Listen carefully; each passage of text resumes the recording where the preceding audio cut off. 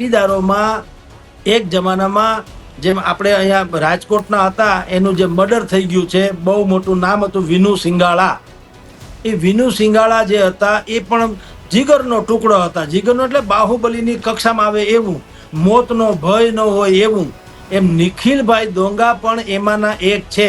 એની ઉપર 100 કેસ છે, 2 મર્ડર સહિતના 100 સદી ફટકારી છે કવિએ. અને તાકાતવાળો જણ છે, એને હમણાં જામીન મળ્યા. કયા રીતે? તમારે ગોંડલ નહીં, આવવું નહીં.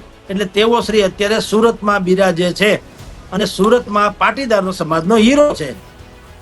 અને તમે જુઓ આ કેવી ઘટના છે પદ્મકાંતભાઈ. જે પાટીદાર યુવાનો જયરાજસિંહનું ગોંડલમાં સામ્રાજ્ય છે, દબદબો છે, પ્રભાવ છે, ત્રાસ છે, બધું છે, એવી શિકાયત કરે છે, એ લોકો શું કે અમે નિખિલ દોંગાની સાથે છીએ. અને નિખિલ દોંગા કોણ છે? તો એ પાછા સજ્જનતાની વ્યાખ્યામાં ના આવે. એ પણ ઓનું માથું ભાંગે એવા, તમે સમજો. એની ઉપર 100 જેટલા અપરાધ છે.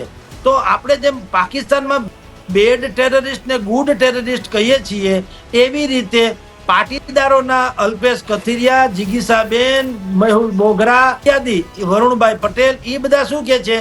નિખિલ દોંગાની હારે અમે છીએ. તો નિખિલ દોંગા ગુંડાગીરી કરે તો એ ગુંડાગીરી નહીં, જયરાજસિંહ કરે તો ગુંડાગીરી. આવી બધી તો વાતો છે સત્તાવાર. નહીતર તો આ પાટીદાર સમાજના લોકોએ કહેવું જોઈએ ને કે ભાઈ જયરાજસિંહનો માની લો કે અહીંયા દબદબો છે કે ત્રાસ છે બે ઘડી, તો પાટીદારમાં સારા માણસો નથી. તો કોઈ સજ્જન માણસને ઊભા રાખો, જો બધાને ખબર પડશે ભાઈ જયરાજસિંહ કરતા માણસ સારા છે તો એને મત આપશે. તમે એનું માથું ભાંગે એવા શું કામ ઊભા રાખો છો? અને જો એની એવી દલીલ હોય કે ત્યાં તો લોહા લોહે કોઈ કાઢતા હે, તો એ તો તમારું જ પાપ થયું. તમારું એટલે પાટીદારોનું કે ભાજપનું.